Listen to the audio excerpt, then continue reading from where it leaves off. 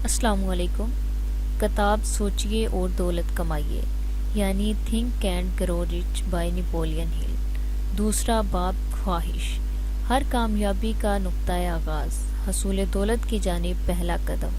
آج سے 30 سال قبل جب ایڈون سی بارنس نے پہلی بار اپنے آپ کو ایڈسن کے سامنے پیش کیا تو ممکن ہے وہ ظاہری شکل و صورت سے وہ ایک آوارہ گرد نظر آ رہا ہو، لیکن اس کے خیالات بادشاہوں جیسے تھے۔ جب وہ ریلوے اسٹیشن سے ایڈسن کے مکان کی طرف جا رہا تھا تو اس کا دماغ کام کر رہا تھا۔ اس نے اپنے آپ کو ایڈسن کے سامنے کھڑا ہوا تصور کیا اور اپنے آپ کو ایڈسن سے یہ کہتے سنا کہ وہ اسے اپنی زندگی کی واحد خواہش پوری کرنے کا موقع دے، یعنی اسے وہ اپنے ساتھ کاروبار میں شریک کرے۔ بارنس کی کامیابی کا راز۔ بارنس کی خواہش صرف امید نہ تھی، وہ ایک معمولی تمنا بھی نہ تھی، بلکہ یہ ایک آرزو تھی جس میں قطعیت تھی اور جس کو حاصل کرنے کے لیے وہ اپنا سب کچھ نچھاور کرنے کے لیے تیار تھا۔ بارنس کے دل میں یہ خواہش اس وقت پیدا نہیں ہوئی جب اس نے پہلی بار ایڈسن سے ملاقات کی، بلکہ ایک عرصے سے اس کے دل میں جا گزری اور دماغ پر حاوی ہو چکی تھی۔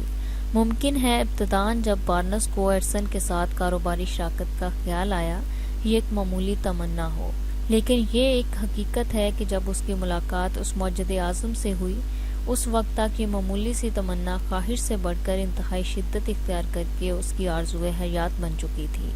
چند سال بعد بارنس ایڈسن کے سامنے اسی دفتر میں اسی طرح کھڑا تھا جہاں اس نے اس سے پہلی بار ملاقات کی تھی، لیکن اب حالات میں تبدیلی ہو چکی تھی۔ اس وقت بارنس نے اپنی خواہش اور آرزو حاصل کر لی تھی۔ وہ ایڈسن کا کاروباری شریک تھا، حصہ دار تھا۔ آج جو لوگ بارنس کو جانتے ہیں اس سے حسد کرتے ہیں، کیونکہ زندگی نے اسے ایسا غیر معمولی موقع دیا۔ وہ اسے کامیابی کے زمانے میں بلا اس امر اور تحقیق کو دیکھتے ہیں کہ اس کی کامیابی کے اسباب کیا ہیں۔ بارنس اس لیے کامیاب ہوا کہ اس کے پیش نظر ایک واضح مقصد تھا۔ اس نے اپنی ساری توانائیاں، ساری قوتیں، ساری قابلیت اس مقصد کے حاصل کرنے اور اس خواہش اور آرزو کی تکمیل کے لیے لگا دیں۔ جس روز پہلی مرتبہ وہ ایڈسن سے ملا، ایڈسن نے اسے اپنا کاروباری شریک نہیں بنا لیا، بلکہ ابتداً اسے نہایت معمولی کام دیا گیا۔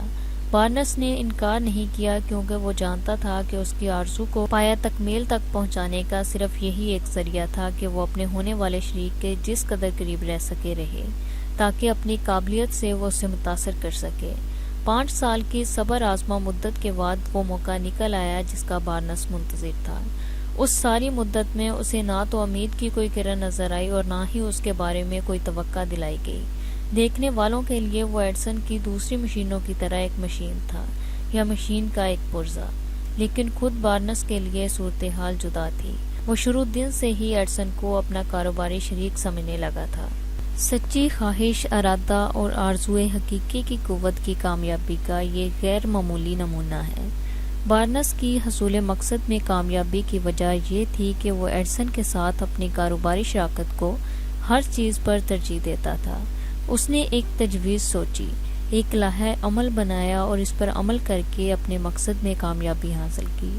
جب وہ اس مقصد کی جانب بڑھا تو اس نے اپنا واپسی کا راستہ اپنے لیے بند کر دیا، کیونکہ وہ اس راستے واپس جانا ہی نہ چاہتا ہے۔ نتیجہ یہ ہوا کہ یہ خواہش اس کی زندگی کی سب سے بڑی اور واحد آرزو بن گئی اور آخر میں یہی آرزو حقیقت میں بدل گئی۔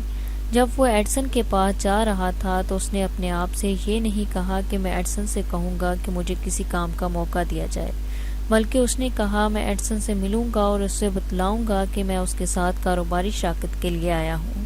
اس نے یہ نہیں سوچا کہ وہ یہاں چند دنوں تک کام کرنے کے لیے آیا ہے اور اگر اسے یہاں کوئی اچھا موقع نہ ملا تو وہ یہاں سے کہیں اور قسمت آزمائی کے لیے چلا جائے گا، بلکہ اس نے کہا میں کسی جگہ اور کسی مقام پر جہاں مجھے ایڈسن بھیج دے کام کرنے کے لیے تیار ہوں، لیکن جب تک میں اس کا کاروباری شریک نہ بن جاؤں سکون سے نہ بیٹھوں گا۔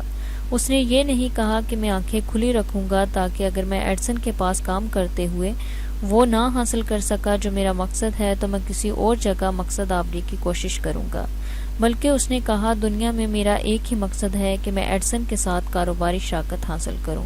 اس کے لیے میں اپنی پوری کوشش کروں گا اور اپنے مستقبل کی بازی لگا دوں گا۔ اس نے اپنے لیے واپسی کا کوئی رستہ نہیں چھوڑا تھا، اسے کامیاب ہونا تھا یا بالکل ختم ہو جانا۔ بارنس کی کامیابی کا سارا قصہ اتنا ہی ہے۔ مزید مسالے۔ عرصہ دراز کا ذکر ہے کہ ایک فوجی جنرل کو ایک نہایت ناگزیر صورتحال پیش آئی۔ اسے ایک ایسا فیصلہ کرنا ضروری تھا جس سے میدان جنگ میں اس کی کامیابی یقینی ہو۔ جنگ کو سر درد کہنے والوں کے لیے ایسا فیصلہ بظاہر مہم معلوم ہوتا ہے۔ اس جنرل کو اپنے سپاہی ایک طاقتور دشمن کے مقابلے کے لیے بھیجنا تھے، جن کی تعداد اس کی فوج سے بہت زیادہ تھی۔ اس نے اپنے سپاہیوں کو کشتیوں میں بٹھایا اور دشمن کے ملک کی طرف چلا۔ اس نے ساحل پر سامان اور فوج اتارنے اور ان کشتیوں کو آگ لگانے کا حکم دیا جن میں فوج یہاں پہنچی تھی۔ پہلی جنگ شروع ہونے سے قبل اس نے سپاہیوں کو مخاطب کر کے کہا، تم دیکھ رہے ہو کہ جو کشتیاں ہمیں یہاں لائی ہیں جل رہی ہیں۔ اب ہمارا اپنے وطن کو زندہ واپس جانا ہماری فتح پر منحصر ہے۔ ہمارے لیے کوئی دوسری راہ نہیں، یا تو ہم فتح پائیں یا تباہ ہو جائیں۔ اس فوج نے فتح پائی۔ ہر شخص کو جو کسی کام میں کامیاب ہونا چاہتا ہے اپنی واپسی کی ساری راہیں منقطع کر دینی چاہیے۔ یہی ایک طریقہ ہے جس سے ہم اپنی ذہنی کیفیت ایسی بنا سکتے ہیں جیسی کہ کامیابی کے لیے ضروری ہے۔ چکاگو کی مشہور آتش زدگی کے بعد دوسرے صبح تاجروں کی ایک جماعت نے ان مکانات کو دیکھا جن سے ابھی دھواں نکل رہا تھا اور جو کبھی ان کے سامان کے گودام اور دکانیں تھے۔ انہوں نے آپس میں مشورہ کیا، آیا ایسے حالات میں جب ساری چیزیں تباہ و برباد ہو چکی ہیں اور آگ نے کچھ نہیں چھوڑا تو کیا انہیں پھر بھی چکاگو میں رہنا چاہیے یا کسی دوسرے بہتر مقام پر چلے جانا چاہیے جہاں انہیں کامیابی کے بہتر امکانات حاصل ہو سکتے ہوں۔ سوائے ایک کے سارے تاجروں نے یہی فیصلہ کیا کہ انہیں چکاگو چھوڑ دینا چاہیے۔ اس تاجر نے جو چکاگو میں رہنے کو کسی اور جگہ جانے پر ترجیح دے رہا تھا، تاجروں کی جماعت کو مخاطب کر کے اور جلتی ہوئی دکانوں کی طرف اشارہ کر کے کہا، میرے دوستو، آپ دیکھیں گے کہ اسی مقام پر میں دنیا کی سب سے بڑی دکانیں تعمیر کروں گا، خواہ اسے کتنی ہی مرتبہ آگ تباہ کرے۔ اس واقعہ کو نصف صدی گزر چکی ہے۔ اس تاجر کی بنائی ہوئی دکان آج بھی موجود ہے جس کو ہم اس کی کیفیت ذہن کی یادگار سمجھ سکتے ہیں، جسے خواہش یا مقصد کہا جا سکتا ہے۔ مارشل فیلڈ اس شخص کا نام تھا جس نے چکاگو میں رہنا پسند کیا تھا۔ اس کے لیے آسان امر یہ تھا کہ وہ بھی دوسرے تاجروں کی طرح چکاگو چھوڑ جاتا، کیونکہ چکاگو میں ایسے وقت رہنا جب مستقل تاریخ ہو اور حالات پریشان کن ہوں انتہائی دشوار تھا۔ نئے مقام میں خواہ حالات کتنے ہی مختلف ہوں، چکاگو کے اس وقت کے حالات سے تو بہتر ہوتے۔ مارشل فیلڈ کو دوسرے تاجروں سے متمیز کرنے والی جو باتیں تھیں وہی بارنس کو ایڈسن کے کارخانے میں کام کرنے والے دوسرے ہزاروں نوجوانوں سے متمیز کرتی تھی۔ اسی خصوصیت سے کامیاب ہونے والے ناکام ہونے والوں سے الگ پہچانے جاتے ہیں۔ کامیابی کے 6 اصول۔ جب انسان میں روپیہ کی اہمیت اور اس سے حاصل ہونے والے فوائد سمجھنے کی صلاحیت بیدار ہو جاتی ہے تو اسے روپے کی تلاش ہونے لگتی ہے، لیکن صرف خواہش کرنے سے روپیہ یا دولت حاصل نہیں ہوا کرتی۔ اس کے لیے انسان کو پہلے اپنا مقصد حیات کو حصول دولت بنانا چاہیے اور اس مقصد کی اپنے ذہن میں اتنی پرورش کرنی چاہیے کہ وہ اس کے حاصل کیے بغیر چین سے نہ بیٹھ سکے۔ جب ذہن میں یہ کیفیت پیدا ہو جائے پھر اس کی جانب عملی قدم اٹھانے کے لیے تجاویز اور لائحہ عمل مرتب کرنا چاہیے، اور جب ایسی قابل عمل تجاویز بن جائیں تو پھر وہ ان پر استقلال اور ثابت قدمی سے عمل پیرا ہو جانا چاہیے اور ناکامی کو کسی منزل پر قبول نہ کرے۔ مقصد حصول دولت کو حقیقی دولت میں تبدیل کرنے کے 6 اصول۔ پہلا اصول، اپنے ذہن میں اس دولت کی مقدار کا تعین کیجیے جس کا حصول مقصد حیات ہے۔ یہ کہنا کافی نہیں کہ مجھے دولت چاہیے یا بہت دولت چاہیے۔ مقدار کے متعلق قطعیت ظاہر کرنا نہایت ضروری ہے۔ اس اسرار کی نفسیاتی وجوہ ہیں جن کا آئندہ باب میں ذکر آئے گا۔ اصول نمبر 2، پھر یہ طے کیجیے کہ اس دولت یا رقم کے معاوضے میں آپ کیا دیں گے۔ بلا معاوضہ کسی چیز کے حاصل ہونے کی توقع عبث ہے۔ اصول نمبر 3، ایک تاریخ مقرر کیجیے جب تک آپ چاہتے ہیں کہ یہ دولت آپ کے قبضے میں آ جائے۔ اصول نمبر 4، حصول مقصد کے لیے ایک قطعی تجویز بنائیے اور اس پر فوری عمل کرنا شروع کر دیجیے، خواہ آپ اس تجویز کو روبہ عمل لانے کے لیے تیار ہوں نہ ہوں۔ اصول نمبر 5، صاف، واضح اور مختصر طور پر ایک جدول میں مقرر رقم، تاریخ اور وقت جب تک آپ یہ رقم چاہتے ہیں کہ آپ کو مل جائے، آپ کی تجویز کہ آپ اس کے معاوضے میں کیا چیز دے سکتے ہیں لکھ دیں۔ اصول نمبر 6، آخر میں اپنی لکھی ہوئی تفصیلات بآواز بلند روزانہ 2 بار پڑھیے، ایک مرتبہ سونے سے پہلے اور دوسری مرتبہ جب آپ صبح بیدار ہوں۔ جیسے آپ اپنی یہ تفصیلات پڑھتے رہیں، اپنے آپ کو اس دولت کا مالک تصور کر لیں اور یہ یقین کر لیں کہ آپ جو چاہتے ہیں وہ حاصل کر چکے ہیں۔ کامیابی کے لیے یہ نہایت ضروری ہے کہ آپ ان ہدایت پر لفظ و لفظ عمل کرنا، خصوصاً چھٹی ہدایت پر۔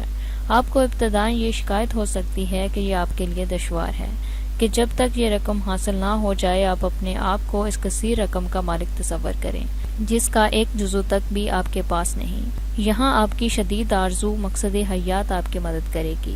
اگر حقیقت میں حصول دولت آپ کا مقصد ہے، اتنا کہ اس کے بغیر آپ جی نہیں سکتے، تو آپ کے لیے اپنے آپ کو یہ یقین دلانا مشکل نہ ہوگا کہ اپنے آپ کو اس دولت کا مالک تصور کر لیں، یعنی کہ آپ کو حصول دولت کے لیے روپیہ کمانے کی خواہش ہو جائے اور یہ اتنی قطعی اور شدید ہو کہ آپ اپنے آپ کو یقین دلائیں کہ آپ اسے حاصل کر کے رہیں گے۔ صرف وہی لوگ جو دولتی حساس ہوتے ہیں دولت جمع کر سکتے ہیں۔ حساسیت دولت کے معنی یہ ہیں کہ انسان کا ذہن خواہش حصول دولت سے اتنا سیر ہو جائے کہ وہ اپنے آپ کو اس ساری دولت کا مالک سمجھنے لگے جس کے حاصل کرنے، کمانے یا پیدا کرنے کا اس نے تہیہ کر لیا ہے۔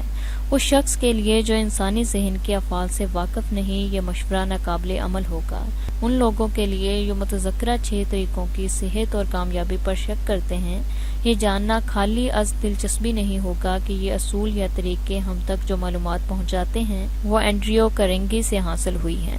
اینڈریو کارنیگی وہ شخص ہے جس نے فولاد کے ایک کارخانے میں معمولی مزدور سے زندگی شروع کی اور رفتہ رفتہ بے انتہا دولت کا مالک بن گیا۔ قیاس کیا جاتا ہے کہ اس نے اپنی زندگی میں $10 کروڑ پیدا کیے۔ یہاں یہ جاننا بھی مفید ہوگا کہ اوپر بتلائے ہوئے 6 طریقوں کی ایڈسن نے جانچ کرنے کے بعد کیا رائے قائم کی۔ ایڈسن نے ان کے مطالعہ کے بعد کہا کہ ان طریقوں پر عمل کر کے انسان نہ صرف دولت مند بن سکتا ہے بلکہ اگر اس کے پیش نظر کوئی اور قطعی مقصد ہو تو ان طریقوں پر عمل کرنا اس کے حصول میں ممدو معاون ہو سکتا ہے۔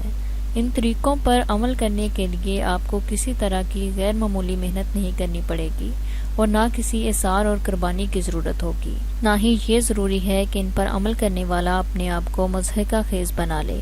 ان اصولوں کے استعمال میں کچھ بہت زیادہ تعلیم اور تربیت کی ضرورت نہیں ہوا کرتی، لیکن ان اصولوں کے صحیح استعمال کے لیے انسان کا تخیل ایسا ہونا چاہیے کہ وہ یہ دیکھ اور سمجھ سکے کہ دولت محض اتفاق اور خوش قسمتی سے حاصل نہیں ہوا کرتی۔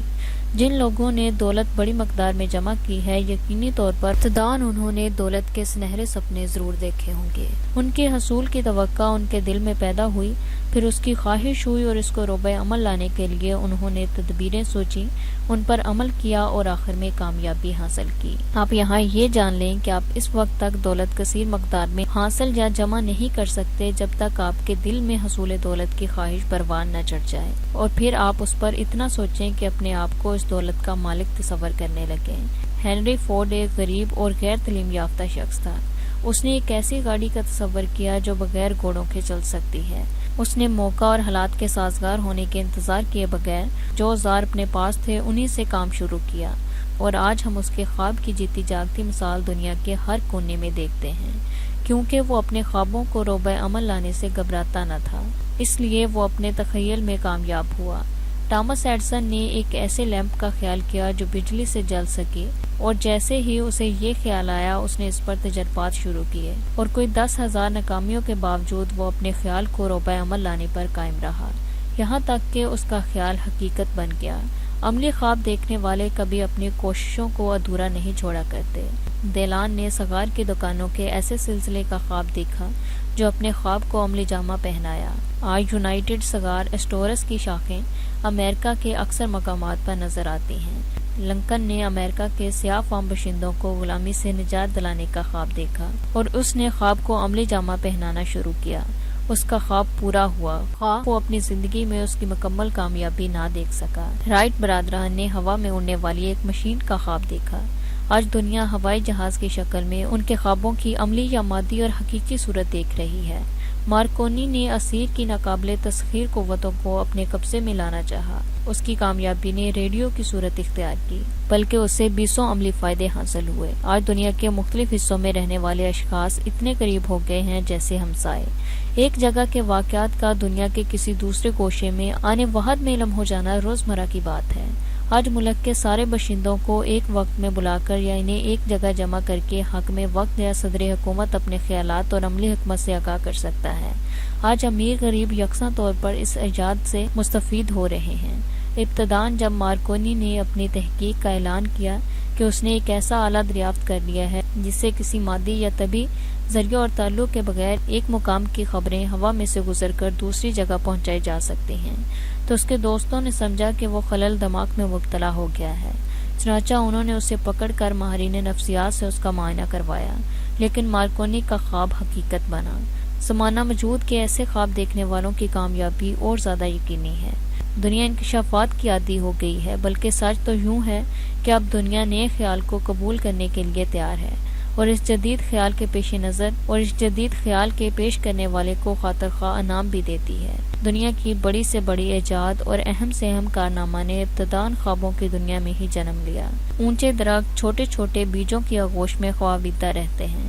خوشلحان پرندے دنیا کی روشنی دیکھنے سے پہلے انڈوں میں چھپے رہتے ہیں۔ اسی طرح ذہن انسانی میں بھی اعلیٰ اور بلند خیالات پوشیدہ رہتے ہیں تاکہ انہیں بیدار کیا جائے۔ خواب و خیال حقیقت کے داغ و بیل ہیں۔ خود اعتمادی۔ یہ یاد رکھیے کہ جن لوگوں نے زندگی میں کامیابی حاصل کی ہے، انہیں ابتداء منازل میں ناکامی کا منہ دیکھنا پڑا۔ انہیں بہت زیادہ کشمکش اور جدوجہد کرنی پڑی، قبل اس کے کہ انہوں نے وہ چیز حاصل کی جس کو وہ اپنا مقصد اصل بنا کر انہوں نے قدم آگے بڑھائے تھے۔ ان لوگوں کی زندگیوں میں بھی جنہوں نے کامیابیاں حاصل کی ہیں، ایسا ہی ایک نہ ایک نقطۂ تبدیلی آیا ہے، اور عموماً یہ تبدیلی ان کے انتہائی مصائب مشکلات کے زمانے میں آئی۔ اس زمانے میں وہ اتنی پوشیدہ طاقت سے واقف ہوئے ہیں۔ خود شناسی کی ہر منزل پر انسان میں خود اعتمادی پیدا ہو جاتی ہے اور حصول مقصد کا اسے یقین ہونے لگتا ہے۔ او ہنری نے اپنے اندر کی خفیہ طاقت کو اس وقت پہچانا جب اس کو مصیبتوں نے اتنا گھیر لیا تھا کہ اس کو جیل بھگتنی پڑی۔ اس جیل کی اندھیری کوٹری میں وہ اپنے آپ سے واقف ہوا۔ اس نے تخیل کے سہارے اپنی دنیا بدلنی چاہی اور ایک مجرم کی بجائے بہترین مصنف بن گیا۔ چارلس وکسن نے اپنی زندگی نہایت ادنا قسم کی ملازمت سے شروع کی۔ محبت کی پہلی ناکامی نے اسے دنیا کے سب سے بڑے مصنفین میں شامل کر دیا۔ عموماً محبت کی ناکامیاں انسان کو تباہی کی طرف لے جاتی ہیں۔ آدمی اگر محبت میں ناکام ہو تو عموماً وہ شرابی بن جاتا ہے، اور عورت خودکشی کر لیتی ہے یا اپنے آپ کو تباہ کر لیتی ہے، کیونکہ اکثر لوگ یہ نہیں جانتے کہ کس طرح وہ اپنی عموماً پوشیدہ قوتوں سے واقف ہو کر انہیں تعمیری خیالات کے سانچوں میں ڈال سکتے ہیں۔ شکست اور فتح۔ ان لوگوں کی زندگیوں کے مطالعہ سے جنہوں نے زبردست ناکامی کے بعد کامیابی کے اعلیٰ مدارج طے کیے، ہم یہ نتیجہ اخذ کر سکتے ہیں کہ اس وقت تک شکست نہیں ہوتی جب تک کہ شکست خور اس کو شکست تسلیم نہ کر لے۔ اگر آپ بھی شکستوں کو عارضی ناکامیوں سے زیادہ اہمیت نہ دیں اور اپنی کوشش پہلے سے زیادہ کر دیں تو یہ شکست فتح میں بدل جائے گی۔ رابرٹ برسن ایک غیر تعلیم یافتہ دیہاتی لڑکا تھا۔ عشرت اور تنگ دستی نے اسے شراب خوری کے ذریعے زندگی سے انتقام لینے پر مجبور کیا، لیکن اس کے شاعرانہ خیالات نے الفاظ کا جامہ پہن کر اس کے لیے دنیا میں جگہ پیدا کر دی۔ اس طرح اس نے کانٹوں کی جگہ پھول اگا دیے۔ ورلی تھیوبن بہرا تھا اور ملٹن اندھا، لیکن انہوں نے اپنے خوابوں کو منظم خیالات میں تبدیل کر لیا۔ آج ان کے نام تاریخ انسانیت میں روشن ہیں۔ قبل اس کے کہ آپ دوسرا باب شروع کریں، اپنے اندر امید، خود اعتمادی، ہمت اور برداشت کی شمع روشن کر لیں۔ اگر آپ کا ذہن ان خیالات سے منوس ہو چکا ہے اور آپ ان اصولوں کو جن کا ذکر اوپر کیا گیا ہے سمجھ چکے ہیں اور ان پر عمل کرنے کا طریقہ آپ کو معلوم ہو گیا ہے، تو آپ تیار ہیں۔ آپ جو چاہتے ہیں آپ کو مل جائے گا، بشرط یہ کہ آپ اپنے خواب کو حقیقت میں بدلنے کے مقررہ اصولوں پر عمل پیرا ہو جائیں۔ کسی چیز کے لیے خواہش کرنے اور اس کے حاصل کرنے کے لیے تیار رہنے میں فرق ہے۔ کوئی شخص کسی چیز کے حاصل کرنے کے لیے اس وقت تک تیار نہیں سمجھا جا سکتا جب تک کہ اسے یہ یقین نہ ہو کہ وہ اسے حاصل کر سکتا ہے۔ ہماری ذہنی کیفیت صرف توقع پر منحصر نہیں ہونی چاہیے، بلکہ ہمیں حصول مقصد کا یقین ہونا چاہیے۔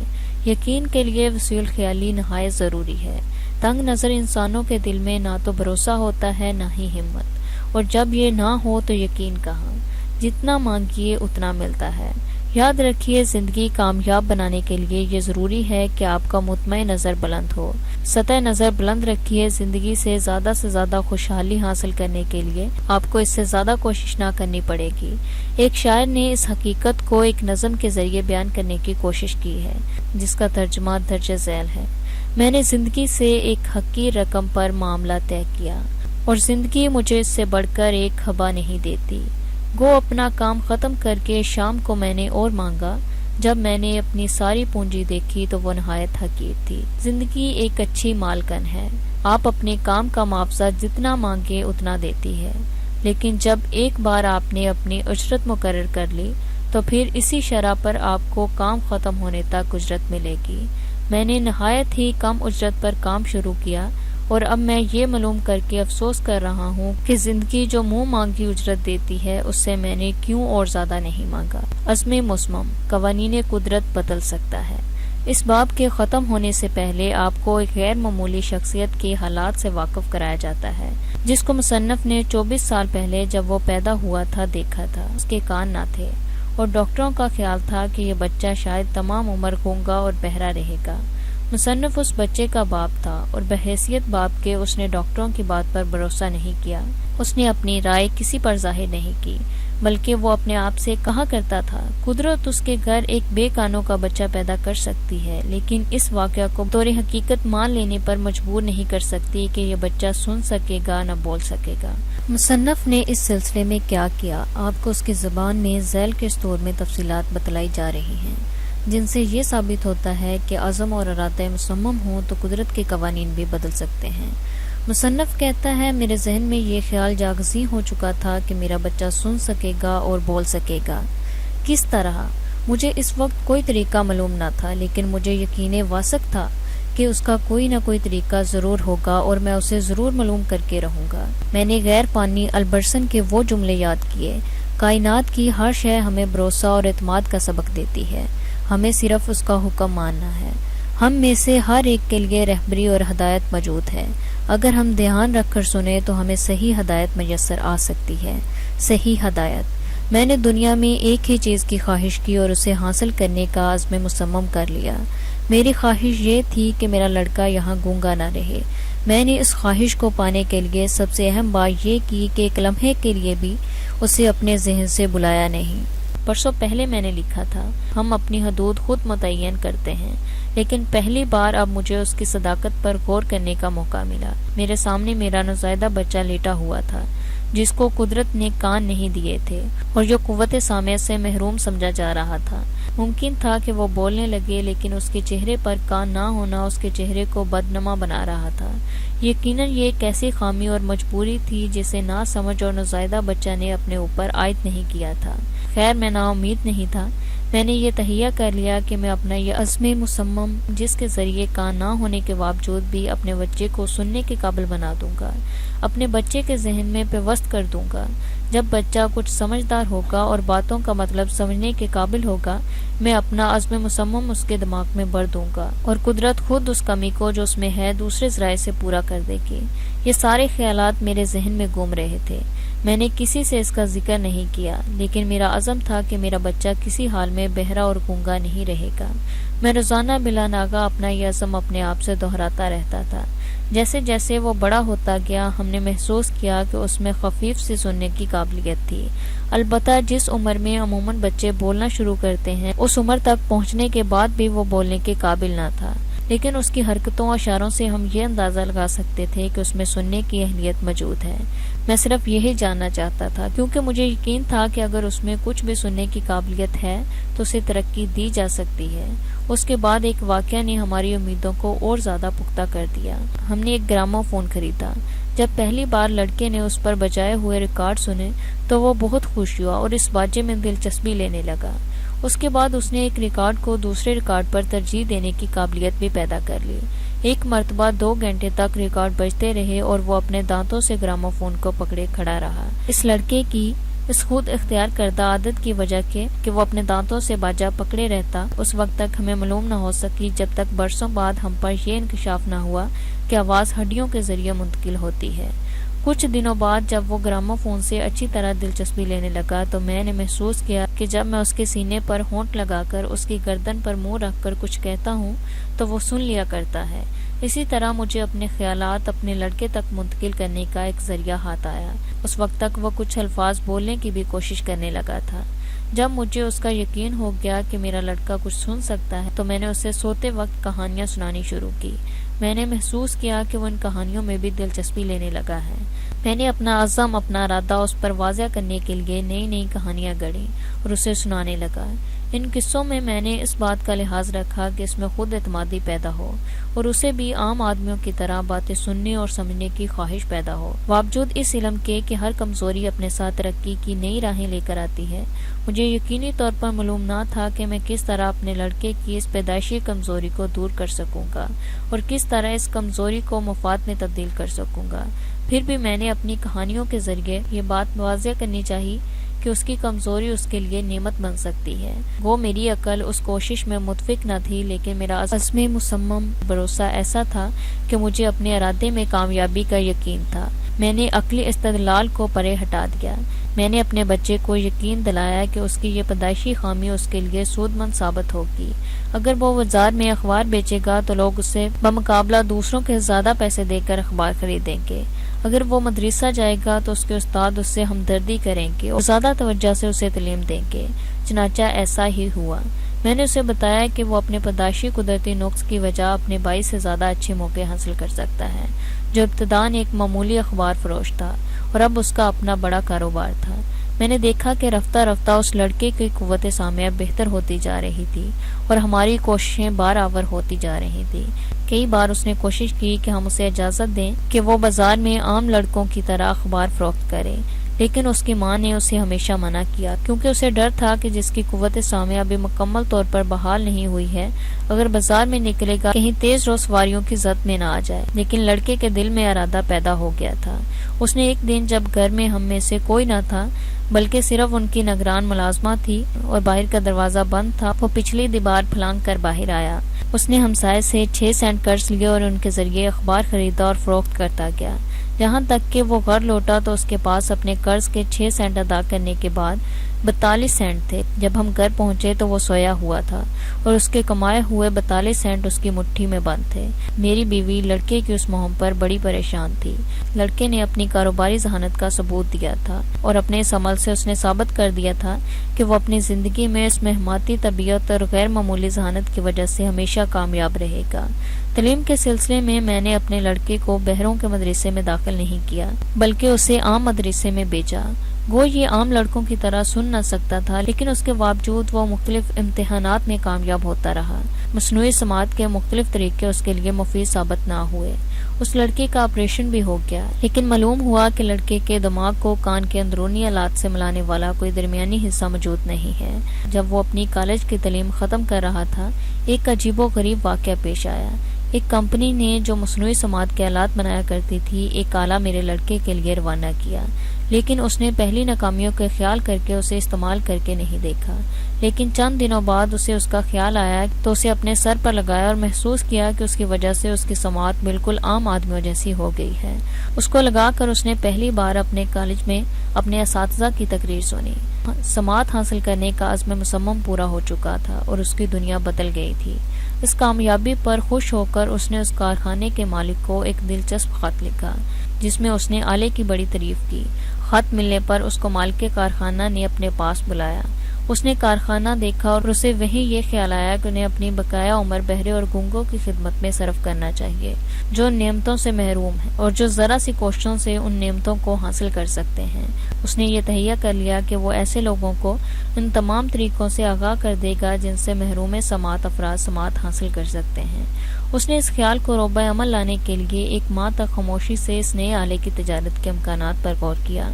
بازار اور فروخت کے ذرائع جانچنے کے بعد اس نے ایک تجویز تیار کی اور یہ تجویز اس کمپنی کے پاس بھیجی جو یہ آلات بناتی تھی اور جس نے بلیر کی سماعت بحال کر دی تھی۔ کمپنی کو بلیر کی تجویز پسند آئی اور انہوں نے فوراً اسے اپنے پاس ملازم رکھ لیا۔ جس وقت بلیر اپنی ملازمت پر پہلی مرتبہ گیا، اسے اس کا خیال نہ تھا کہ وہ متعدد انسانوں کے لیے مسردہ بن کر آ رہا ہے۔ اس کے بعد بلیر نے جو کچھ کیا اس سے مصنف کے ابتدائی خیال کا بڑے پیمانے پر روبہ عمل لایا جانا کہا جا سکتا ہے۔ اس نے ہر بہرے اور گونگے کے دل میں یہ خیال جاگزیں کر دیا کہ اگر انہیں بات کرنے کی خواہش اور بات سننے کی تمنا ہے اور وہ اس خواہش اور تمنا کو عزم مصمم میں تبدیل کر سکتے ہیں تو انہیں بھی اس طرح کی نعمت سے آشنا ہونے میں دیر نہ لگے گی۔ بلیر قدرتاً نامکمل پیدا ہوا تھا۔ اس نے اس کمی کو پورا کرنے کا تہیہ کر لیا تھا جس میں اس کے باپ کی کوششوں کو بھی کافی دخل تھا۔ اس کا یہ تہیہ عزم مصمم بن گیا اور قدرت نے اسے جس نعمت سے محروم کیا تھا مصمم ارادے کی کار فرمائی سے اسے وہی نعمت دے دی۔ عزم مصمم کی طاقت کے بارے میں اس سے صحیح اور واضح مثال مشکل سے ملے گی۔ تو کیا یہ استدلال درست ہے کہ صرف آدمی خود عزم مصمم کے ذریعے خامی کو شکست دے سکتا ہے؟ قطعاً نہیں۔ اگر بلیر کے والدین ڈاکٹروں کے کہنے پر یقین کر لیتے کہ ان کا بچہ بہرا اور گونگا رہے گا اور یہ تہیہ نہ کرتے کہ کس طرح اس قدرتی کمی کو وہ کسی نہ کسی طرح دور کر دیں گے، تو شاید بلیر ایک گمنام معذور انسان کی طرح سسک سسک کر مر جاتا۔ بلیر کا باپ اس کتاب کا مصنف ہے۔ اس نے 3 طریقوں سے اپنا مقصد حاصل کیا۔ پہلے اس نے عزم مصمم کے ساتھ بھروسے اور اعتماد کو شریک کیا۔ دوسرے اس نے اپنے خیالات ہر ممکن طریقے سے اپنے لڑکے کے ذہن میں منتقل کیے، اور تیسرے ان کے لڑکے کو اپنے باپ کی باتوں پر یقین تھا۔ دنیا میں ہم متعدد ایسے واقعات دیکھتے اور سنتے رہتے ہیں جن سے یہ ثابت ہوتا ہے کہ انسان اگر جینے کا عزم کرے تو مہلک سے مہلک بیماری اسے موت کی آغوش میں نہیں لے جا سکتی۔ ایک بڑے کاروباری شخص کے متعلق کہا جاتا ہے کہ اس نے یہ اسکیم بنائی تھی جس کو وہ روبہ عمل لا رہا تھا۔ ابھی یہ اسکیم مکمل نہ ہونے پائی تھی کہ اس پر ایک خطرناک مرض کا حملہ ہوا جس کا علاج صرف آپریشن تھا، اور ڈاکٹر اس کی کمزور صحت کی بنا پر آپریشن کو موت کا پیغام سمجھ رہے تھے۔ اس نے کہا، آپ اس امر سے مطمئن ہو جائیں کہ میں مروں گا نہیں، آپ آپریشن کریں، میں تیار ہوں۔ ڈاکٹر نے اس کے اس بیان کو خوش اعتقادی قرار دیا اور اس کے عزیزوں کو بتلا کر کہ اس کی زندگی کی توقع نہ رکھی جائے آپریشن کیا۔ ان کی حیرت کی انتہا نہیں رہی جب یہ تاجر آپریشن کے بعد عرصے تک زندہ رہا اور اس نے اپنی اسکیم کو پورے طور پر روبہ عمل آتے ہوئے دیکھا۔